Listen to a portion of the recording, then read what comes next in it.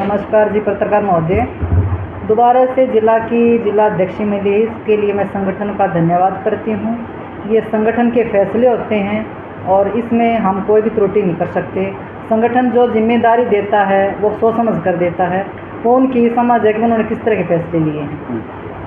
तो आने वाले समय में भी चुनाव है, चुनाव का समय आ चुका है, विधानसभा का चुनाव है, तो महिलाओं का यही योगदान रहेगा कि वे बढ़ चढ़कर पार्टी के लिए काम करें और जितनी राष्ट्र से और केंद्र से जितनी भी स्कीमें आती हैं महिलाओं के लिए वो एक दूसरे को हम बताएं।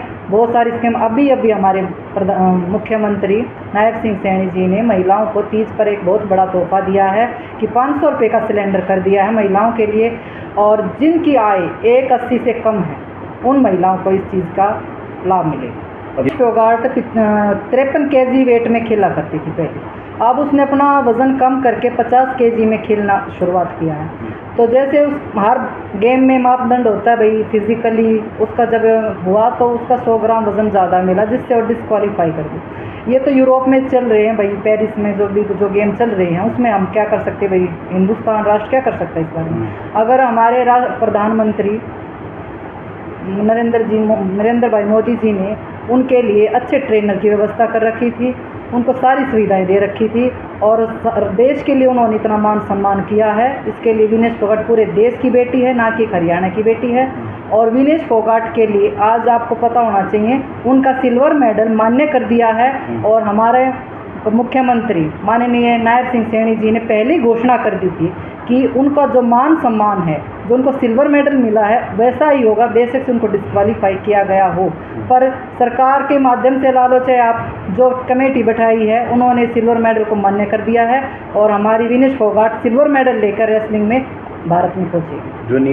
विधानसभा चुनाव बहुत बढ़िया होगा। जैसे हमारे मुख्यमंत्री नायब सैनी जी जितनी घोषणाएं रोज़ कर रहे हैं, हर पक्ष को खुश कर रहे हैं, हर वर्ग को कर रहे हैं, चाहे किसान वर्ग हो, चाहे महिला हो, चाहे नौजवान वर्ग हो, रोज़ उनकी कोई ना कोई एक स्कीम निकलती है, हर तोहफा मिलता है हर त्यौहार पे। जैसे तीज पे महिलाओं को दिया, तो मैं सोच रही हूँ अभी शायद और भी रक्षाबंधन पे भी कोई ना कोई ऐसे तोहफे हमेशा देते रहे। कर्मचारियों में पक्का रोज़गार तो देखो, रोज़गार ही है भाई, निकाल रही है सरकार, रोज़गारों की कमी तो है ही।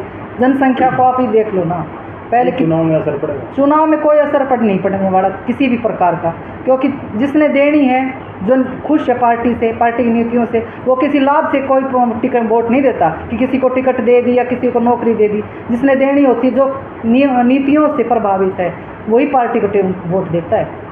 सांसद रामचंद्र जागड़ा ने एक बयान दिया था नर्सों को लेकर के, उस बयान को किस तरह से देखते हैं आप? देखो, रामचंद्र जांगड़ा जी हमारे माननीय राज्यसभा सांसद हैं और उन्होंने जो बयान दिया वो शायद एक उनका पता नहीं, कहने का तरीका शायद कुछ और था, लेकिन कई बार कहते हैं ना फ्लो में, तो शायद कुछ उनका नज़रिया, उनको पता नहीं हमने किस तरह से बयानबाजी की उन्होंने।